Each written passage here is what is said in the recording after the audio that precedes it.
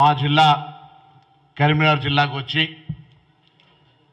నిన్న మాట్లాడినటువంటి మాటలు చూసిన దాని మీద పెద్దలు గౌరవనీయులు ఉత్తమ్ కుమార్ రెడ్డి గారు, జూపల్లి కృష్ణారావు గారు మాట్లాడడం జరిగింది. అందులో కొన్ని అంశాలకు సంబంధించి కేసీఆర్ గారిని, అదేవిధంగా వారి కుమారుడు, నిన్న వారు తిరిగినటువంటి సిరిసిల్ల నియోజకవర్గ శాసనసభ్యుడు, మంత్రి, సూటిగా మీ ద్వారా అడుగుతా ఉన్నాం.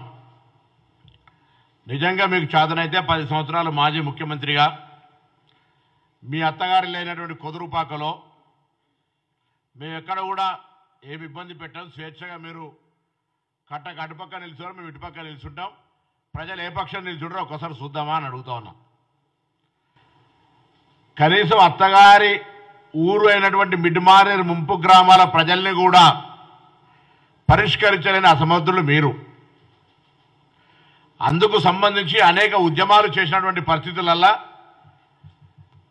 పోలీసుల పహారాలో పోయినటువంటి మీరు ఇవాళ కూడా మీరు తిరగడానికి మేము స్వేచ్ఛ ఇస్తాం. మేము చెప్పిన ఎన్నడూ కూడా ప్రజాస్వామ్యంలో బాధ్యత గల ప్రతిపక్షంగా శాసనసభకు రావాలి, క్షేత్రంలో కూడా ప్రజల సమస్యల్ని చూపెట్టాలి.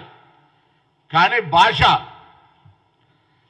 అసహనమైనటువంటి భాషను చూస్తూ ఉంటుంటే యువకులం మేము మాట్లాడితే ఎక్కడ తలపెట్టుకుంటారో ఒకసారి అర్థం చేసుకోవాలి.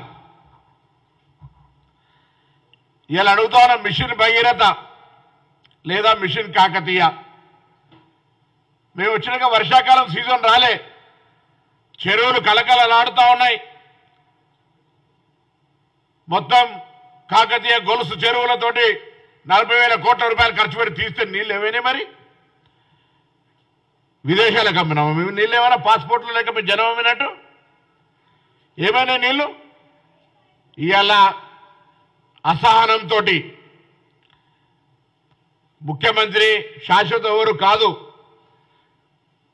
ఆయనకున్న కారణం ఇంకొకటి, కొడుకు మంత్రి దిగిపోయే, నేను ముఖ్యమంత్రి దిగిపోతే అనే అసహనంతో కరీంనగర్ గోంగనే అంతకుముందున్న రాజరికము, ఆడంబరము, అట్టహాసము, కన్నడ గోయారికి ఏది పడితే అది మాట్లాడుతూ ఉండు.